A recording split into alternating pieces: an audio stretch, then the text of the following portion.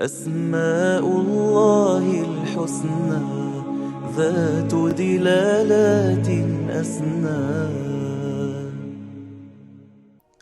الحمد لله رب العالمين، والصلاة والسلام على سيدنا محمد أشرف الخلق والمرسلين.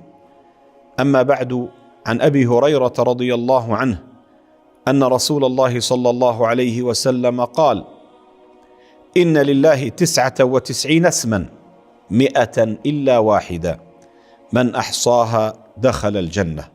رواه الإمام البخاري. ومن هذه الأسماء اسم الله اللطيف. ما معنى اللطيف في حق الله؟ هو المحسن إلى عباده في خفاء وستر من حيث لا يحتسبون. فكم من بلاء صرفه الله تعالى وصاحبه لا يدري، وكم من نعمة ساقها الله تعالى لعبده وهو لم يكن يحتسب ذلك، وهذا من لطف الله تعالى بعباده. واللطيف يا أحبابي من أسماء الله ليس معناه لطيف الجسم كما نقول هذا جسم لطيف.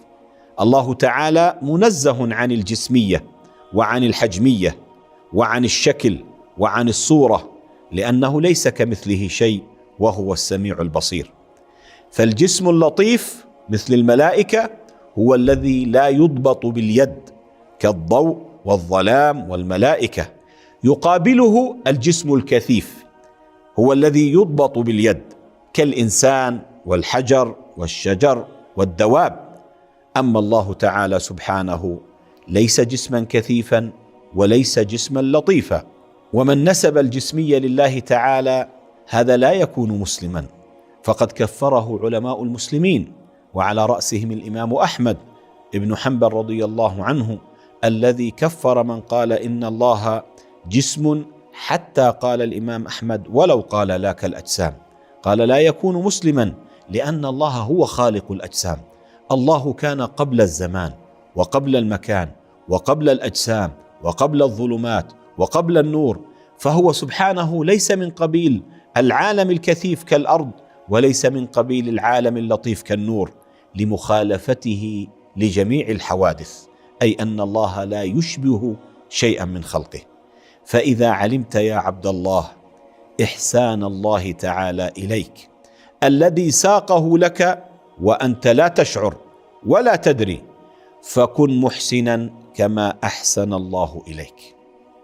ومن لطف الله بعباده أن أعطاهم فوق الكفاية وكلفهم دون الطاقة، وسهل لهم أرزاقهم وسبل المعيشة في هذه الأرض.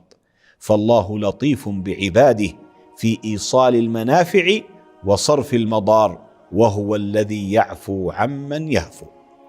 وأذكر هنا حكاية وقصة جميلة جدا تحكى عن بعض الصالحين أنه قال: أدركتني ضائقة وخوف فخرجت هائما، فسلكت طريق مكة بلا زاد ولا راحلة، فمشيت 3 أيام، فلما كان اليوم الرابع اشتد بي العطش والحر، فخفت على نفسي الهلاك، ولم أجد في البرية شجرة أستظل بها، فجلست مستقبلا القبلة، فغلبتني عيناي وأنا جالس، فرأيت شخصا في المنام فمد يده إلي وصافحني وقال: أبشر، يعني غلبته عيناه فنام، فرأى في المنام شخص يصافحه ويقول له: أبشر، فإنك تسلم وتزور بيت الله الحرام وتزور قبر النبي صلى الله عليه وسلم.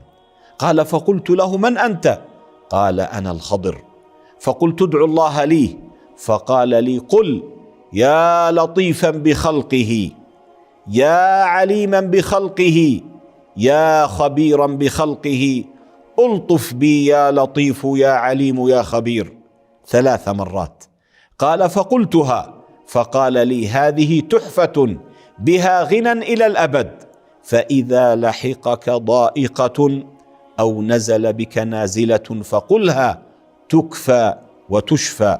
ثم غاب عني فاستيقظت وأنا أقولها، فوالله ما قلتها عند كل ضائق وشدة إلا ورأيت من لطف الله بي ما أعجز عن وصفه. يقول سيدنا الجنيد: لطف بأوليائه فعرفوه، ولو لطف بأعدائه ما جحدوه. انظروا إلى هذا الاسم اللطيف الذي من خواصه أنه من ذكره كل يوم 100 مرة أو 130 مرة أو 80 مرة وسع الله عليه ما ضاق وكان ملطوفا به. فنقول كما علم الخضر: يا لطيفا بخلقه، يا عليما بخلقه، يا خبيرا بخلقه، الطف بنا وعافنا يا لطيف يا عليم يا خبير.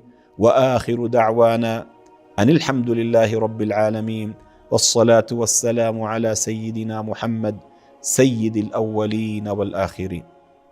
أسماء الله الحسنى ذات دلالات أسنى